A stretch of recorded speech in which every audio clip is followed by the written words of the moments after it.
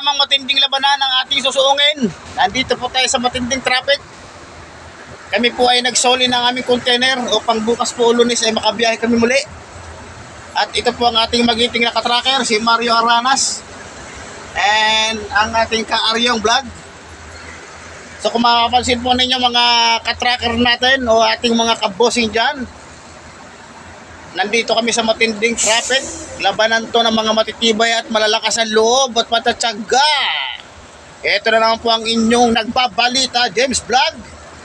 Nandito po tayo sa kalsadang ito, sa malawakang kalsada na punong-puno lagi ng traffic na hindi nawawala ng traffic. Saya mga kabosing, tsaga-tsaga tayo ngayon at wala na kaming laman. Sa asin na lang ang tirahan. So mahabang pagtitiis. So ganyan talaga mga kabosing ng aming buhay katracker. Ang mga katracker natin dyan, shout out sa inyo lahat. Sa mga katracker natin dyan, proud to be katracker. Shout out sa inyong lahat. And shout out pala kay Touchcab na 3 araw na tukod. Shout out po rin si Touchcab. Shout out Kabiyahero. Yan. Katracker natin dyan. Matyaga at masipag yan eh. Si Superman, kung tawagin natin ay Superman. Matyaga lang. Kunti. Huwag mainip. Kahit matukot tayo ng ilang araw. Ito, ano na naman tayo ngayon. Sinuong na naman natin ang matinding traffic sa Inlix, Balintawak. Yes. Nagalaw na ng mga 2 dangkal. Hinto na naman. Ang araw natin. Ano lang, pasensya. Kailangan talaga. Huwag lang mainip. Yan yung matinding dinadanas ng mga katracker natin. Kung mapapansin ninyo, kung nakikita ninyo, talagang matindi. Galing pa sa ulan, init, at matinding pagtitiis na traffic na to. Gutom na, pagod.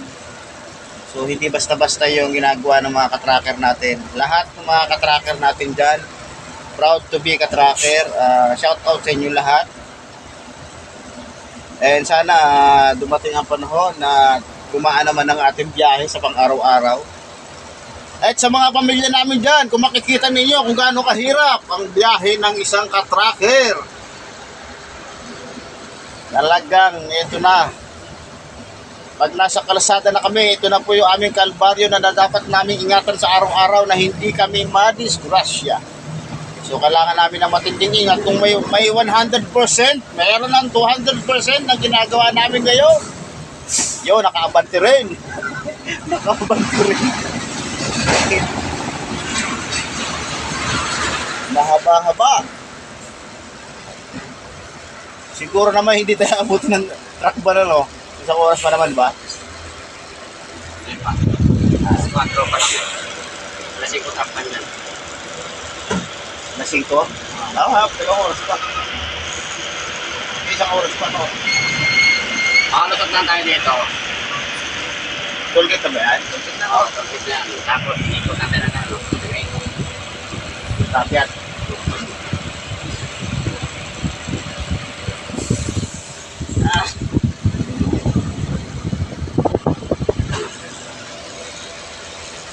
At pakikita ninyo, magpapakita ako sa inyo kung anong ginagawa ko dito ngayon. Magpapapogi mo ako sa inyong harapan.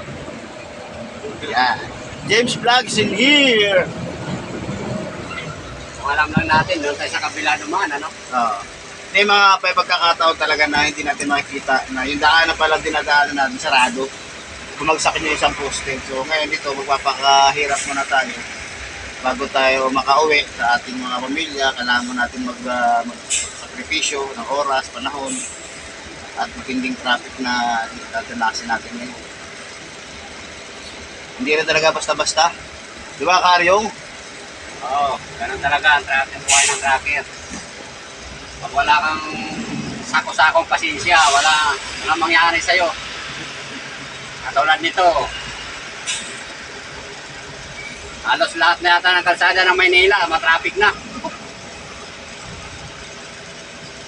Kailangan talaga iba yung pagtitimpi, ang tawag doon? Pagtitimpi, ano? Oo. Panghabang pasensya. Minsan, bigla ka pang ikat ng kakapwa mo driver.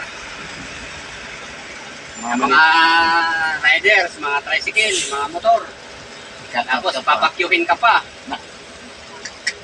Yan mahirap, no? Hindi na lang magbigayan. Mainit ang ulo mo, mainit ang ulo niya. Mag-initan tayo. Magkainitan yan, liliyap yan. Hanggang sumabog na. So yan mga kabossing, hanggang dito na lang muna tayo at maiksi lang yung ating video. Pinakita ko lang sa inyo kung anong mga balita sa ginagawa namin sa araw-araw. Ito yung mga traffic, kabilaan traffic talaga. Habang kami ipauwi na sa aming garahe sa G1. Shout out sa lahat ng katracker and babay sa inyo lahat. And Tario,